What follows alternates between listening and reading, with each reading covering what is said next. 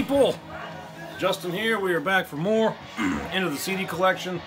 We are going to finish the C section tonight, and talk about a few things. I got some fun stuff here this round. First, we are listening to Kiss. I've listened to Kiss in several of my videos. I have a recent kind of newfound appreciation for old Kiss. It took me a long time, you know, over 30 years, to get past the makeup and the persona and all that, and really look at the music. And I love old Kiss. It just rocks, man. So this is rock and roll over. This has got some really good songs on it. Fucking Mr. Speed, Calling Dr. Love, Baby Driver, Lovin' and Leave 'Em. Killer. I like old Kiss. Okay, into the C's. First, we have The Court and Spark. This belongs to my wife. It's one of the few CDs that belongs to my wife, and it is solely hers. I don't know shit about this band. One thing I may have mentioned before, all of our CDs, mine and hers, are together on my CD shelves. But, whereas I have 1,500 CDs, like 10 of them may be hers.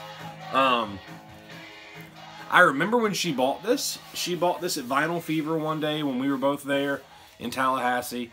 And she bought it because it has this cool kind of letterpress cover. Like, this was printed one by one. You can feel the imprint. But I don't know what this sounds like. It's kind of like guitar emo rock, I think. I don't know. But that's hers. The Court and Spark. This is called Double Roses. I will look it up and put a link in the description below, and maybe someone will like it too. So, next. I've been looking forward to this one. So, this band, I'm sure, is controversial for some, but for a lot of people, black metal started with these guys. And for me, it wasn't the first black metal I ever heard, or the first black metal I ever got into, but it was one of the first bands I really latched onto in the late 90s, and that's Cradle of Filth. You can talk all the shit you want about Danny Filth and Cradle of Filth, and them being goth and extreme and silly and dumb and all of that. But their early stuff is so fucking good. They were a band that really pushed the boundaries. You know, they pushed the envelope, they pushed the boundaries, they tested the waters on doing shit outside of the box. I don't like much stuff that you would label goth, but I like Cradle of Filth, and I like that kind of gothic romanticism in their lyrics and their themes. So when I was in high school, the first one I ever got was Dusk and Her Embrace, and I remember reading about this album in Metal Maniacs, and Cradle of Filth were kind of on the cusp of breaking out of the black metal scene, and a friend of mine bought this when we were in high school from the Camelot Music in our mall, and he paid full price. And I bought one at Vinyl Fever several years after that for $6.99. But to this day, Dusk and Her Embrace is my favorite Cradle of Filth, bar none. Fucking Funeral in Carpathia, Heaven Torn Asunder. Every song on this is great. It's just this nasty, romanticized, deathly, erotic black metal record. Lots of keyboards, lots of dynamic and texture to it. It paints a picture and it tells a story. And I still listen to this all the time. I listen to the CD all the time. I have the double LP version. I love it. So then, following that, you've got Cruelty and the Beast. I'm not as crazy about Cruelty and the Beast, but I really like it. I've not listened to it near as much as I have Dusk and Her Embrace. After those, you had Midian, and I really liked Midian when it came out. I'm old enough to have experienced Cradle of Filth when they just had these records. Now, I don't have The Principle of Evil Made Flesh. I thought I had it on CD and I don't, but I know that material, but I don't have a copy of it apparently.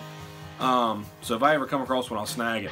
But I remember when they just had these few records, and Midian came out, and Midian is a step up in production and a step up in kind of the commercialized sound of Cradle of Filth. But I really liked this when it came out, and I listened to it a lot, but I have not listened to it in years and years and years. I need to see if it holds up at all. After this one was Damnation in a Day, and I was really excited to get Damnation in a Day, and I remember buying it, and I could never get through the entire thing.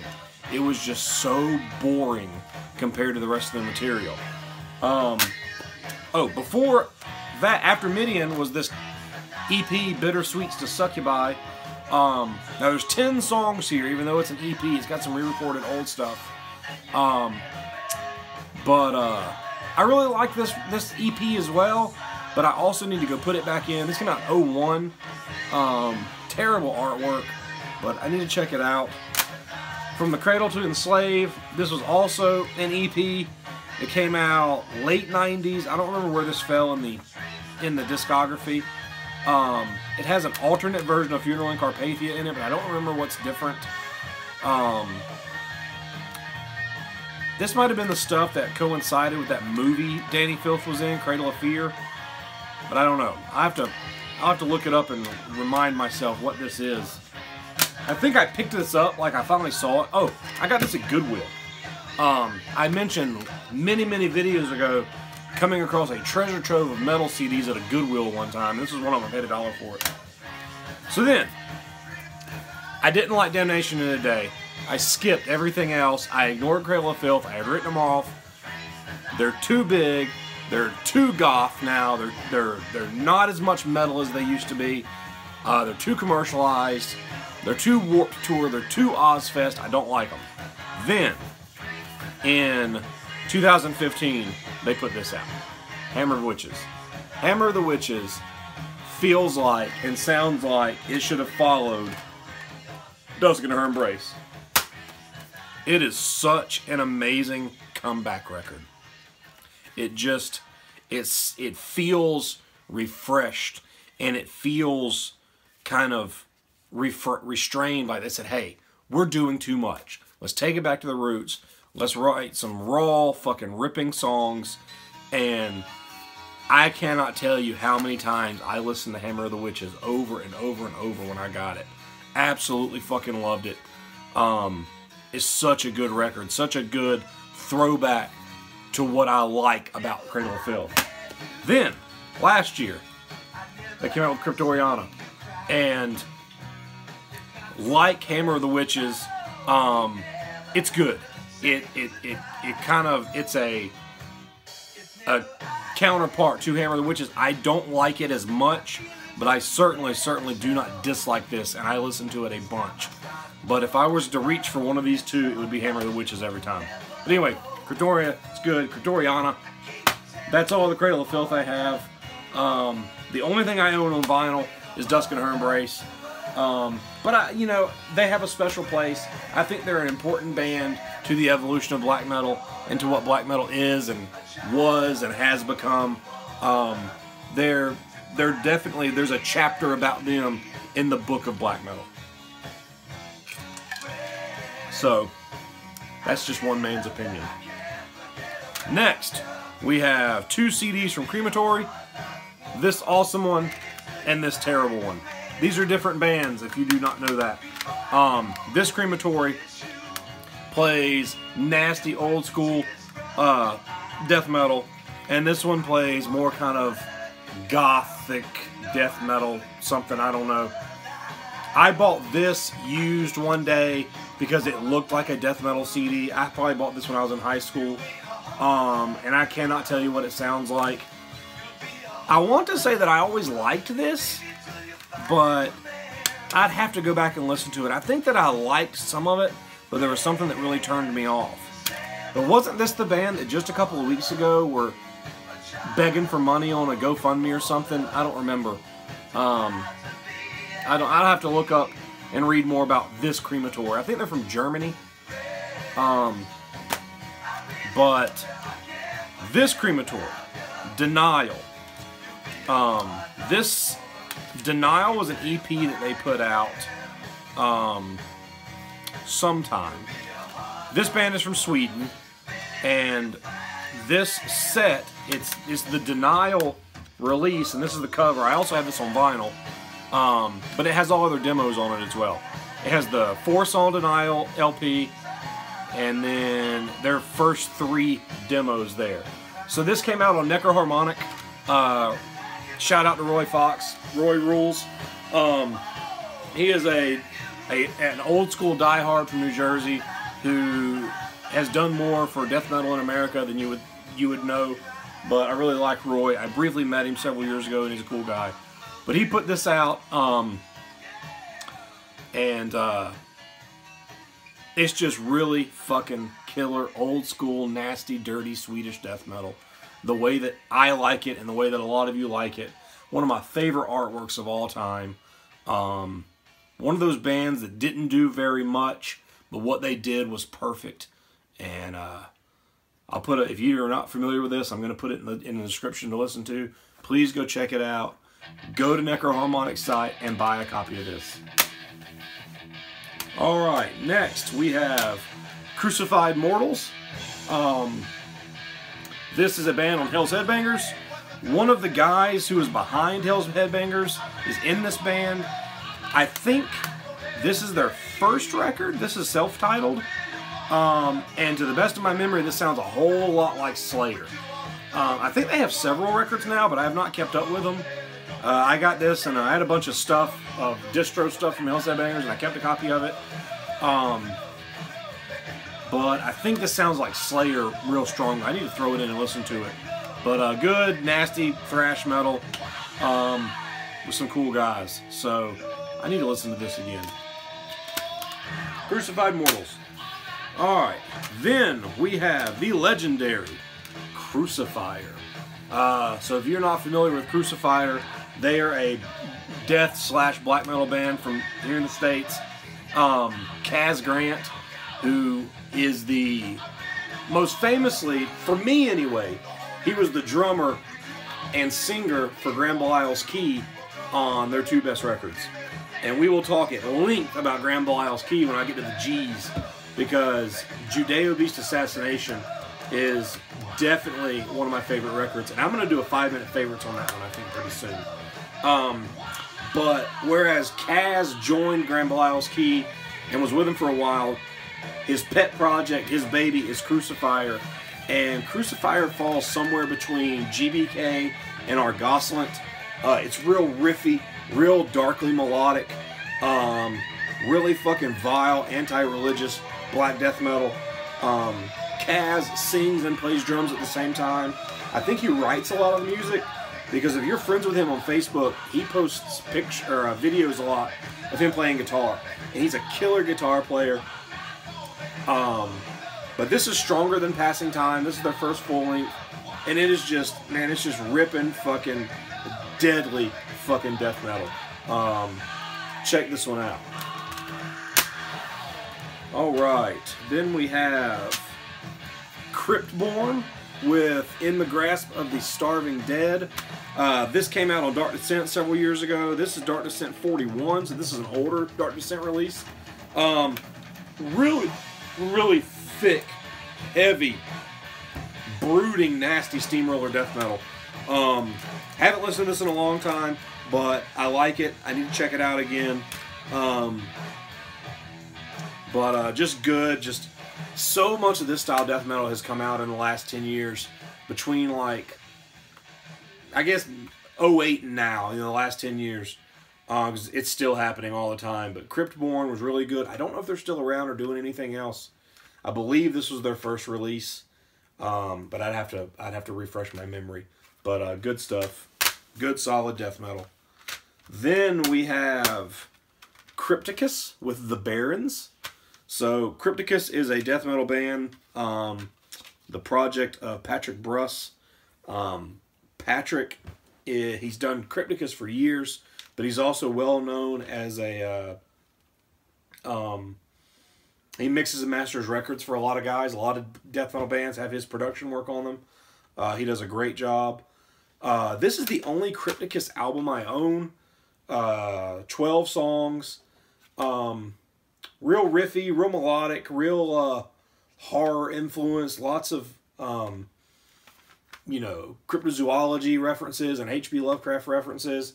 A little left of center musically. You know, it's not just your standard American death metal. It definitely has a unique sound to it. I haven't listened to this in a long time.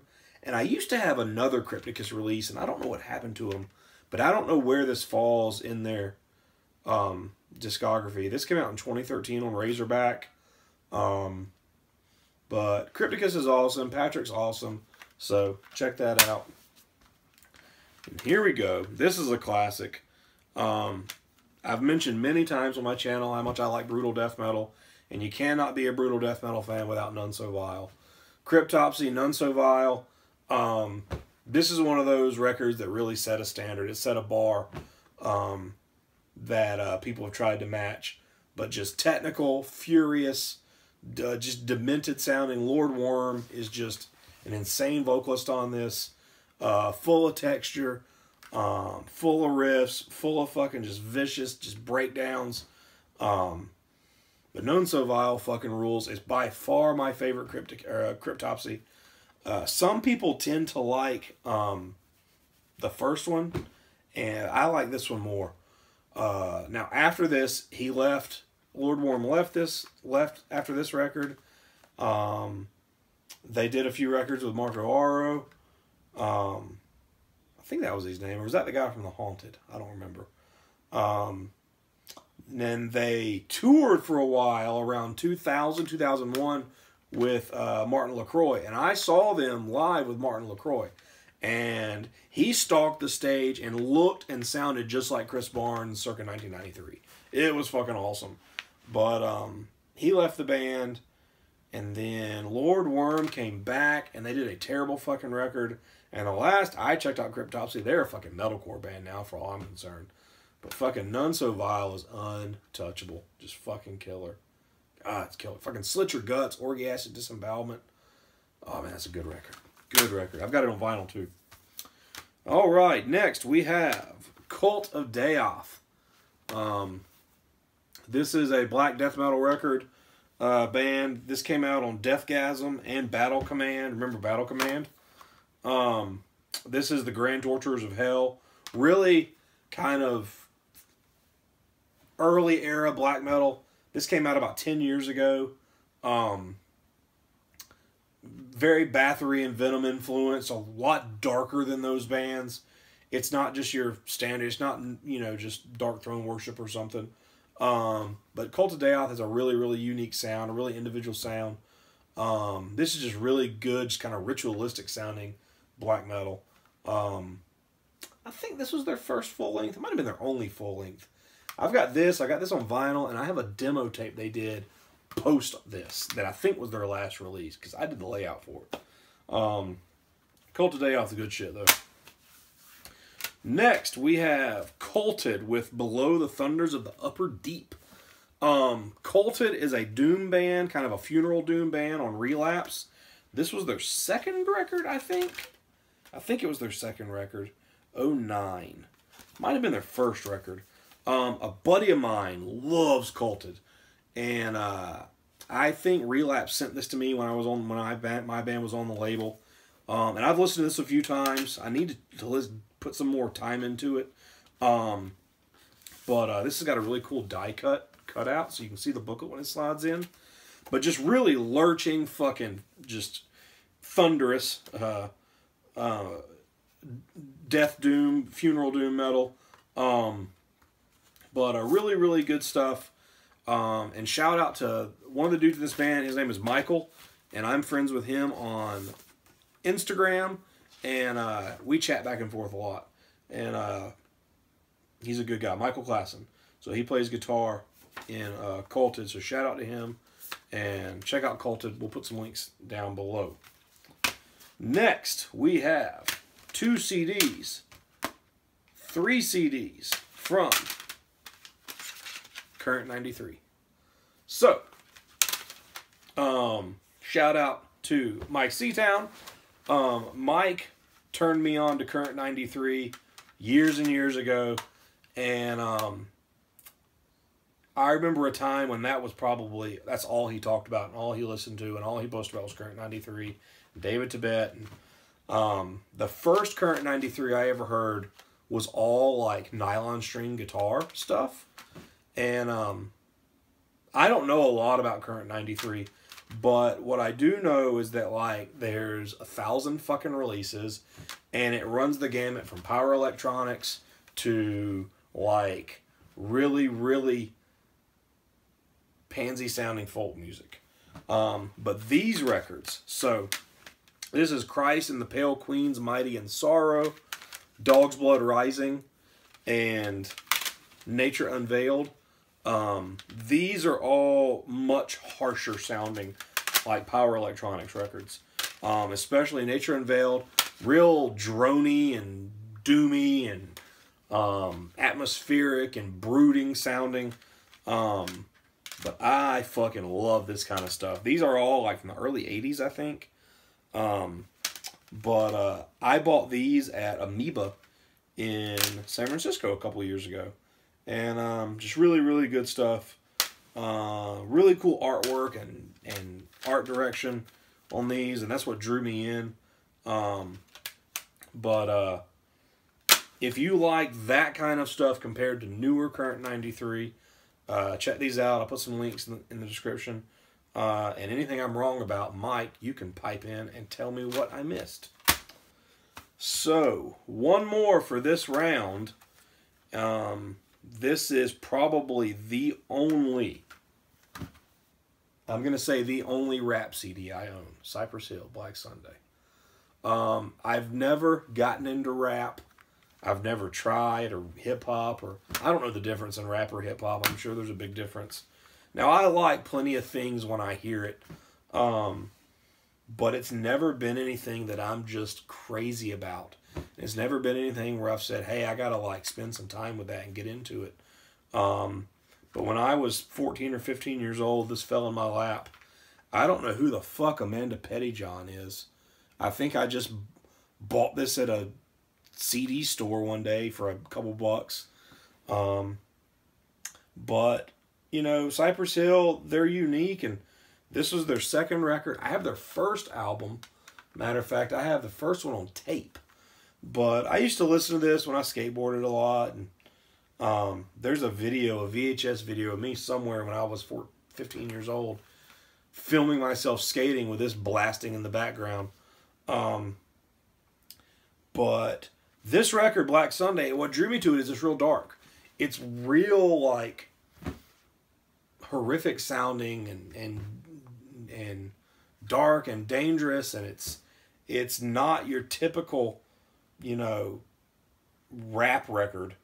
And all the songs are about weed. And look at that fucking cover, man. I mean, that should be a fucking Cradle of Filth cover. It looks fucking awesome. But, and this came out, like, what, 93 or something? Yeah, 93. I haven't listened to it in years and years and years and years and years, but it's a good record. It's a real good record, and I have no idea what the fuck Cypress Hill does these days. Or I remember the third record after this one was called Temples of Boom, and a friend of mine bought it, and we listened to it, and I didn't care for it, so I never bought it. I never bought it myself. But I've always liked Black Sunday. I'll have to throw it in. I haven't listened to it in years. So, that's it. Kiss tape has stopped. That's usually my sign that I've been talking too long, that I've been through one side of a tape. That finishes out the C's. Unless I find something I've overlooked, we'll start the D's on the next video, and we'll keep these going. Let's talk about this stuff and more in the comments. If you got any questions, if you got any concerns, or anything you want to say, let's talk about it. And keep commenting, keep liking, keep subscribing, and pushing people my way. And I'll keep doing these. Till next time.